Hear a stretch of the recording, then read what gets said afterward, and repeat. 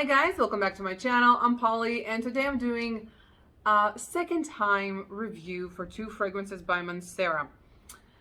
So the original were, I don't know, about a year, maybe more ago, and they were from little samples, 1 ml, which are not bad to test a fragrance to see if you like it or not, but certain ones a little bit harder to really understand how they smell because you can even spray them.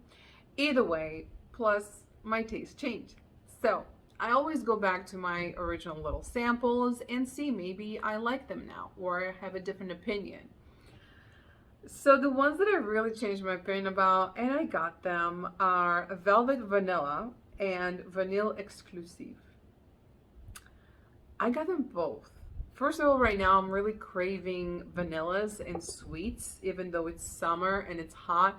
I don't care. I'm just not here for the citruses. Once in a while, I have a couple that are very summery, and honestly, I'm really good with summer fragrances with what I have. I have summer fragrances, I don't find them to be exciting. It's just what it is. So I wanted to give them another shout out, a better review after actually wearing them properly, sprayed from a bottle, worn them in the heat even of Arizona during the summer, and tell you what I think. So, okay, so Velvet Vanilla, pear, blackcurrant, mandarin orange, angelica, pink pepper, and clove. That's your opening. My thing with this one originally was the opening had something exciting, and then the way I described it was just a blob of this sweet scent. And I think it was also the angelica that kind of rubbed me the wrong way. Like, it's a very interesting combo. So then in the heart you have rose, neroli, jasmine, and tuberose. You definitely get the tuberose. It's a very sweet tuberose.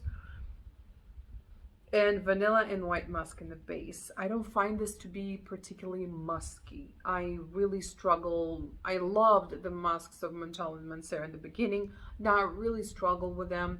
I'm looking for things without, especially if there's rose in there. I'm like, oh geez, this is going to be one of those.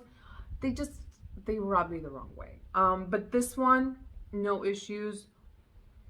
Maybe the musk just gives it a little bit more density and longevity, the way it sits on the skin, but that's about it. This doesn't turn this fragrance into a musk. This is a fruity, sweet, fruity vanilla fragrance. And for me, I don't get much clove, to be honest. I think it's the angelica, maybe the clove with the pepper and the angelica, they kind of give it a little zest, a little spice, a little something that this makes this far from a fruity generic scent. It does give it something, definitely Mancera, definitely kind of niche, but very easily wearable. Like, this could be an expensive restaurant, and this could be just jeans and a t-shirt. This could be lounging in the house. This could be whatever you want. And I love it. It's very playful. It's very yummy. I just love it. It makes me really happy, and it's really juicy. Like, it bursts from your skin. When you spray it, you really get a sillage. There is a sillage. There are compliments. Like, people do notice this fragrance. This is not hiding, and it does. It's like a confetti of your skin. It's great. I love it.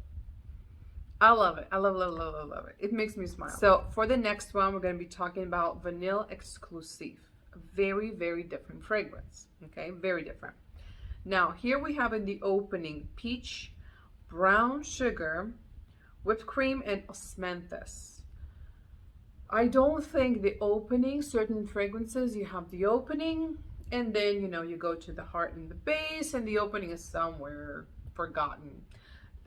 I don't find that the opening here is forgotten. For me, in this fragrance, it's almost more things are added from the heart and the base, And things in the opening maybe kind of settle down a little bit, but now thing goes anywhere. Nothing disappears. Then in the heart you have a violet, jasmine, and tuberose. Maybe the tuberose also adds some kind of bubblegum sweetness, or maybe it's more of a floral, but I cannot say that these fragrances have the same tuberose. I don't really know. Okay, scratch that. I don't know, really. Both are sweet, but there couldn't be any more different. Then in the base, you have vanilla, amber, white musk, and woody notes. So here's the deal. This one, how I said with the velvet vanilla that it's like a confetti, not a confetti. Velvet vanilla, it's a burst of juicy fruit. Just think color. I'm thinking pink, vibrant, blue and green and yellow and orange and bow. No, here with the vanilla exclusive, think dusty, but in a good way. Okay, like great, Polly, right? But now think instead of vibrant pink, now we're talking vintage pink. Not bright, more muted colors, washed off colors. Okay, this one doesn't burst off your skin. Maybe it's leaving trails. I wouldn't be surprised. It's definitely not it's not because it's weak. It's just its nature. It doesn't have that juicy burst. It doesn't have those spices to kind of pop off your skin. What it does have, and that's what kind of also rubbed me the wrong way in the very beginning. Like I really also needed to get used to this one. Was in the opening. The brown sugar, you know, brown sugar, if you kind of put it in your tea, for example, your tea or coffee, and you always drink it either without sugar or just regular sugar, and all of a sudden you go on a health kick and you get yourself some brown sugar, you put it in, it adds a very specific flavor besides sweetness. It almost kind of like not coffee, but kind of like a coffee mixed with a tea. It's a weird thing. I'm not always a fan. I don't drink anything with brown sugar. Then you have the whipped cream. And the worst part, not the worst part, well, for me back then, was the osmanthus. So here the osmanthus, for me, is super dusty.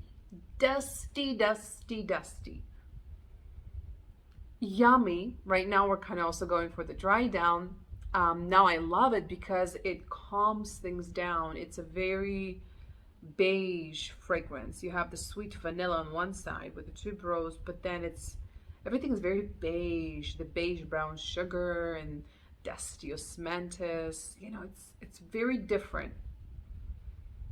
I wouldn't really focus, for me personally, I wouldn't really focus obsessively on the peach. Yes, peach. Yes, you get it. But for me, what really drives the character here is the osmanthus and the brown sugar above the peach.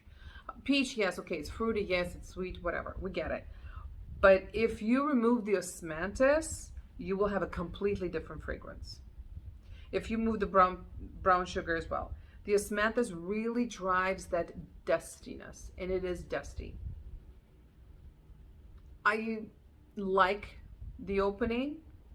I much prefer when that osmanthus found its balance, because it never really goes away, which I love what it adds. It's definitely kind of like a unique character, but I like it a little more muted compared to all the rest. And I prefer the vanilla to come out a lot more aggressively, the osmanthus calm down.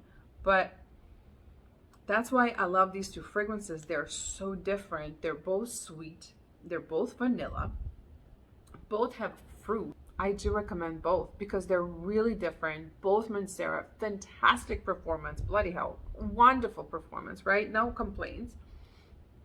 And in terms of, you know, how some people say synthetic, not synthetic, a lot of fragrances are synthetic. I don't really care. I'm not looking for organic fragrances personally. If it's nasty synthetic, I wouldn't have them. I love them. And yeah, I'm really happy. Thank God my mind changed. All right, well, that's it for my review. I hope this did help somebody make up their mind. Maybe not, but oh well, maybe it was this entertaining. Well, thank you for joining. Thank you for watching, and I'll see you guys next time. Bye.